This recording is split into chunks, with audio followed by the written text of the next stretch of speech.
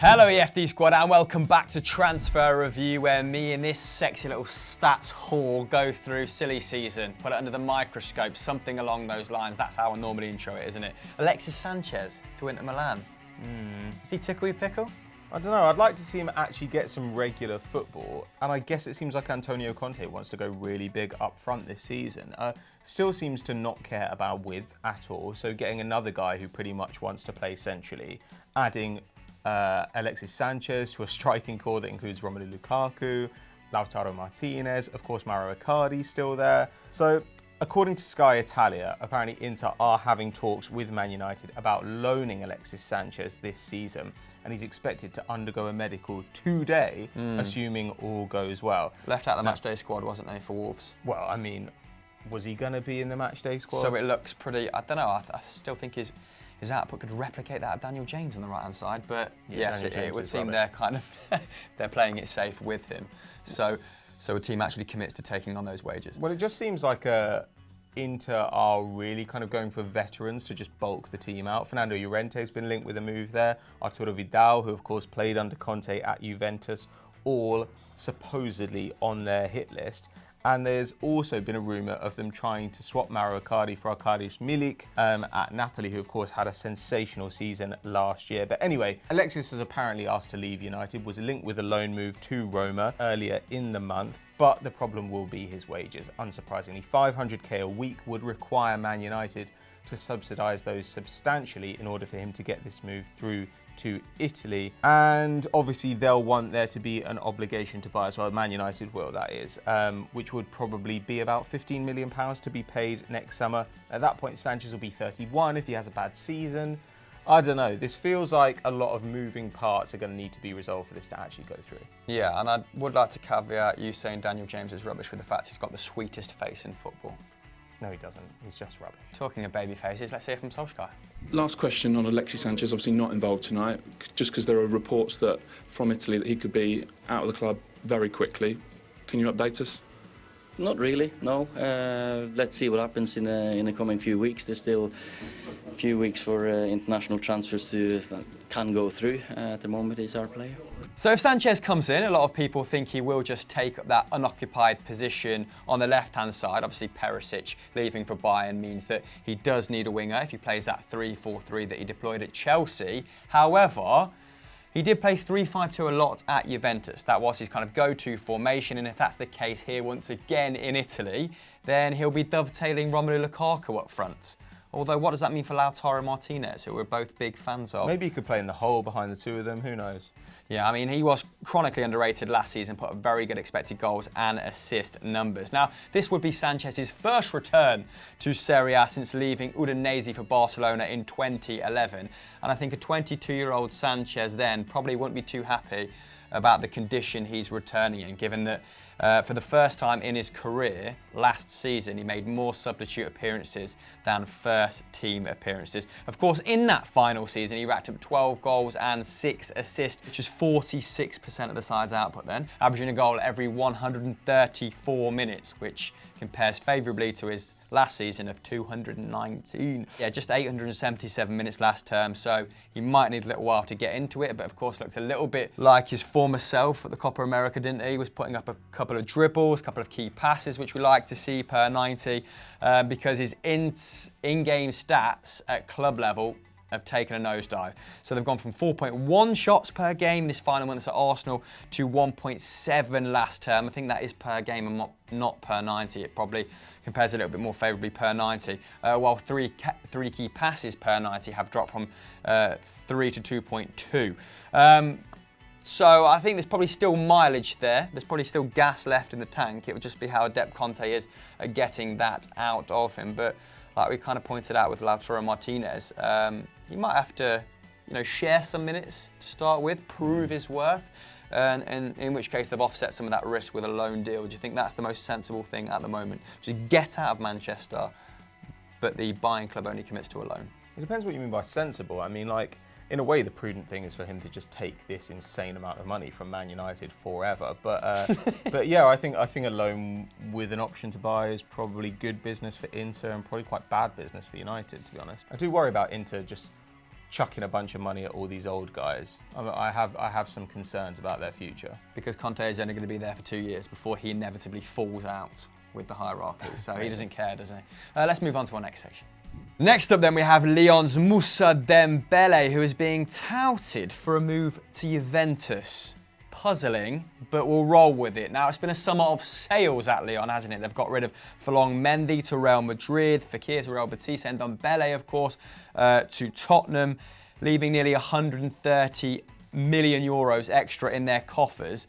But subsequently, it does seem unlikely that they'd be willing to sell another piece of their first team puzzle, doesn't it? However, according to L'Equipe, Juventus have been monitoring the striker for the past few months, and they went and sent scouts. Only went and sent bloody scouts, Pato, to the Angers game, in which he scored 2 goals as they routed them 6-0. Now, the old lady are clearly still keen on bringing in an extra centre forward this window, having sold Moise Kean to Everton. And only really investing significantly in that defence, if we're talking transfer fees. Obviously, they've put a lot of wages into the midfield with Ramsey. So 188.5 million euros on their back line, half of that going to De Ligt. Ramsey and Rabiot, of course, came in on frees, but like I said, sizable pay packets, with the only other kind of first-team incomer being Gigi Buffon. So failed in their attempts to lure Lukaku to Turin. The futures of Dybala and Higuain, maybe Dybala's more settled now, but Higuain certainly is going to be a massive drag on their wage bill and would potentially hamper this move unless they could get him off the books, right? It feels to me that they have far too much stock already to go out and invest that much in someone like Mousa Dembele. I think he's a brilliant player and would profile nicely there, but I just can't see it happening. Well, I don't think they do want a striker. They don't just want a striker by themselves. They only were going for Lukaku because they could also shift Dybala out. Like, I think they need a one in, one out situation at the moment. They've got too many players in the squad, huge wage bill, as you said. It doesn't make any sense to me. If they've decided to keep Dybala and he's not going to go to PSG and he's not going to go to Bayern Munich, I don't think they're going to go for a striker at all. But if PSG were to come in for Dybala, as has been rumoured, then I think Dembele would probably be one of the best players they could go for. To me, he's what may be the best young striker in Europe, or one of the best certainly. He's got 3 and 2 already this term, had a really good 18-19 season, 15 goals and 4 assists in about 2,000 league minutes. So 1 goal or assist every 106 minutes, which is pretty incredible, given that he only got 9 in his last season at Celtic. It would also, if he went in and replicated those numbers at Juve, make him the second highest scorer in the squad. Only Ronaldo got more. And he took 4 shots a game, which would also be the second best in the squad behind Ronaldo on 5.8. However, his shot location's way better than the Portuguese. Like, the problem with Ronaldo is he's going to do what he wants. He's going to shoot from wherever he wants. And last season, 55% of his shots from inside the box, which is woeful. I think that's terrible from Ronaldo. 80% for Mousa Dembele. So you've got a player there playing intelligently and a player there playing egotistically. He had an XG per 90 of 0.72. Ronaldo's up at 0.77. Don't get me wrong, I think all of Ronaldo's numbers will bump up this season under Sarri, but I think Dembele would actually make a lot of sense as the long-term striker there. What he does at Lyon is they create incredibly high value opportunities for him. The reason his XG is so high is because he gets a bunch of tap-ins and a bunch of really close range shots. And that is what Sarri's system specialises in doing. Getting their central striker amazing quality shots right in front of the goal. A lot of parallels, that's interesting, isn't it, between Silvino's kind of 4-3-3 and Sarri's 4-3-3, especially if you've got Memphis Depay on either side. Was it Memphis Depay, and who's currently lining up on the right with him? Well, they've had Traoré play there and Cornet play there. I don't really know about Silvino's 4-3-3. Like, I haven't seen. Obviously, it's only been 2 games that he's been there, so it's hard to tell. But certainly under Genesio, that was what they were doing, like trying to get him those really good chances in the final third. They did take a bunch of shots last season. They actually took more shots than Juventus did, but I think partially that's down to guys like Fekir and Depay, who will pretty much shoot from wherever. I think it'll be hard to get him out of there. He arrived last summer, 20 million. He's got a contract till 2023. It doesn't look to me like they're going to be willing to sell him for the next couple of seasons. And especially, as you pointed out, after getting so much money this summer, they're in a position where they do not need to sell. Yeah. Plus next year, I don't know, like, it looks like Memphis might stay in the long term now. Nobody's coming in for him. And but Aouar and Dembele are going to be the next two players that they kind of have significant tussles over. So I really like the look of Lyon at the start of this campaign. Of course, I mean, PSG losing to Rennes always helps because it's kind of, stopped them in their tracks. They were kind of indomitable at the start of last campaign, weren't they? But he looks like he's kind of reinvented Toussaint as kind of a, not box-to-box midfielder, but someone who is at least going to contribute on 2 goals and assists.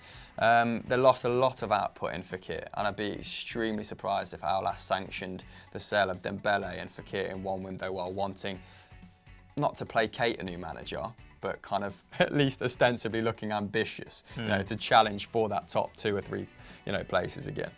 So yeah, well, Ola has also already said that there's no way Dembele is going this summer. Like, Man United came in for him and he said absolutely not. So I don't really see this one happening. I think if they've decided to keep Dybala, that'll probably be it for them, unless some idiot comes and buys Higuain, which seems unlikely. So yeah, I don't think this one is happening. Take him on over Celtic, Higuain. Yeah? Yeah. He would do this. He's got the Samata type for the SPFL, hasn't he? Yeah, definitely. Tenants. Penultimate section then before presenter picks, and it's Emre Can. The German midfielder, still only 25, and apparently he's being pursued by Bayern and PSG for around the €40 million price mark, which seems pretty ambitious. I think Juventus, probably as a result of having such a bloated squad, not really in the strongest position to negotiate, are they? However, following that signing of Philippe Coutinho to Bayern, Bild reporting that they were no longer interested, which makes perfect sense. I mean, albeit, they're very different players. I suppose Tolisso returning from injury and Thiago Alcantara's fitness slightly more pressing. That leaves the French champions, who are sort of like a home for lost boys, aren't they, at this point? Like, do they take Dybala? Do they take Emre Can? Do they take Ousmane Dembele? I think they'll probably end up with none of them, to be perfectly honest. Can you see anyone departing Juventus is more interesting than Can, or would you keep Can? I'd definitely keep him. I mean, there are players I'd get rid of before him, but none of them are going to be able to go. Like, they wanted to get rid of Matuidi, couldn't sell him. They wanted to get rid of Khedira, couldn't sell him. So, I don't know. Luca Pellegrini has just gone back out on loan to Cagliari, where he spent the second half of last season. I kind of wouldn't be surprised if in an ideal world they'd wanted to keep Pellegrini and actually get rid of some of these other guys, but they've kind of had to just make do with any exits they can because the squad is so massive. I mean, Emre Can is a really good player. Like, last season, 80% tackle success, which in the centre of the park is genuinely quite alarming. I mean, like, generally speaking, people are going to dribble past you a lot in the centre of the park just because it's easier, right? You don't have a byline to help you out. You don't have a lot of support. But 4.6 tackles and interceptions last term. That was by far the best at Juventus. And don't get me wrong, I expect Rabiot will probably put up similar numbers, but Ramsey's certainly not going to, unless they give him whichever cocktail of totally legal performance-enhancing smoothies they normally give to their older players. He also chipped in on the attacking end, 4 league goals last year, which actually just one fewer than Dybala. Got an assist as well. Like you said, 25 years old. He's a good dribbler too. He's obviously not a passer in the mould of Bentancur or Pjanic, but he's very energetic, and I think that he's a bit of a Swiss Army knife. I really like Can. So, yeah, I mean, I wouldn't necessarily pay 40 mil for him, but I do just think that this is Juve saying, we've got to get rid of whoever we can to kind of balance the books here. And as a result, they've made their squad stronger overall, and they've certainly made their first 11 stronger, but they're also kind of losing players I wouldn't want them to. This is a little bit like Arsenal losing Iwobi. Yes, you do need to get rid of somebody to try and balance the books, but that's not the guy you'd ideally get rid of. How many more goal involvements is Aaron Ramsey going to get you than 5? A lot. You think? He got so double that, around 10? You think that'd be kind of He got more than that last season for Arsenal, and he didn't play a lot of minutes. What does success look like for Aaron Ramsey? Because if you've got a guy who's kind of capable of putting in these defensive numbers in the middle of the park while also contributing 5 goals, then how much do you lose integrating a guy like Ramsey into a 4-3-3? I think that Ramsey probably gets more, but it's not really a fair comparison because Sarri's going to play in a much more attacking way. But I don't know. I don't really know whether you'd expect him to get those 5 goal involvements. It might have been that he just scored a couple of screamers and you wouldn't expect him to do it again. I haven't really looked at the numbers. I think Ramsey will probably get minimum twice that, potentially 3 times that. like, because he's a very good attacker and he barely played last season. And Juve are really good at keeping these guys fit. Yeah, of course, Serie A kicking off this weekend. So let's see how Juventus actually line up with their plethora of players. How do you think they're going to line up? Let us know with your formations in the comments below.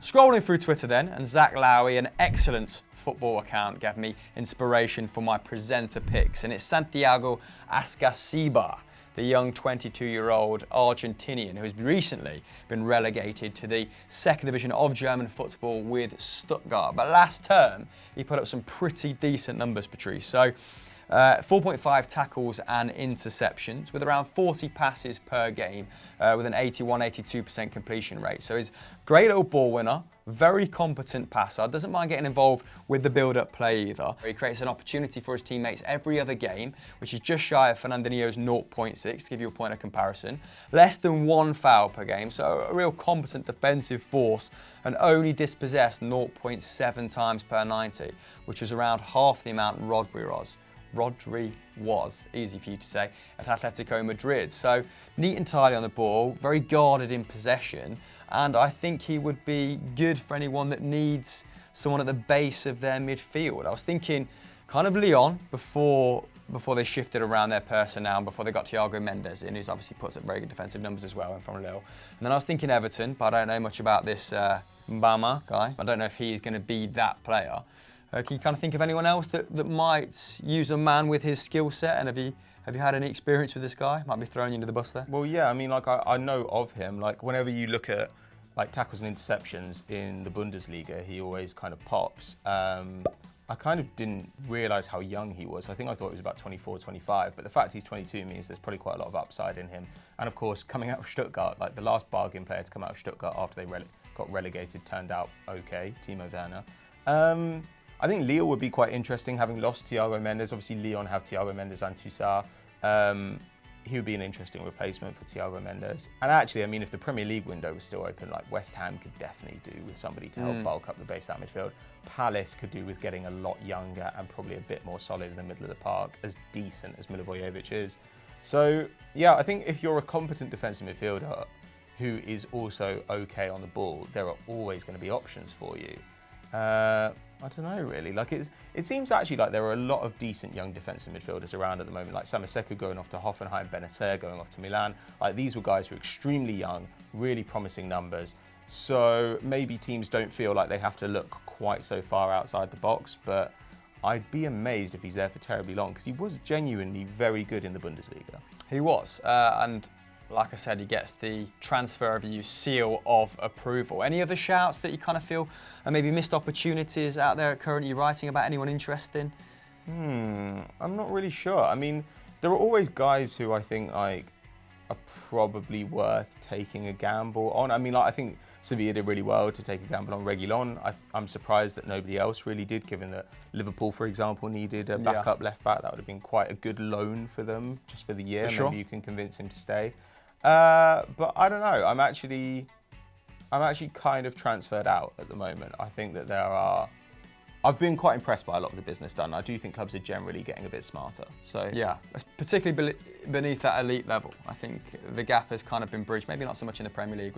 We kind of had a conversation about Leicester, Wolves, West Ham's business not really being that significant in terms of breaking into that top 6 hierarchy, but that's a conversation for another time. Guys, what has been your best bit of business conducted on the continent? Let us know in the comments below. That is transfer review for another week. We haven't got that many of these left. Of course, the European window closing at the end of this month. So, you know, hopefully be rounding off proceedings with a few big hitters. Talking of big hitters, what else we got coming on Football Daily? Euro Football Daily, squad goals. I don't know, man. You tell me. So we've got, the podcast, The Game's Gone Mad, that you're on today, coming on Football Daily. Am I on it today? Are you on it, not on it today? When do you film The Game's Gone Mad? Thursday. Thursday, you're on it Thursday. And then we've got Overtime live on Squad Goals and on Euro Football Daily. Obviously, Stat Wars rages on, so bye.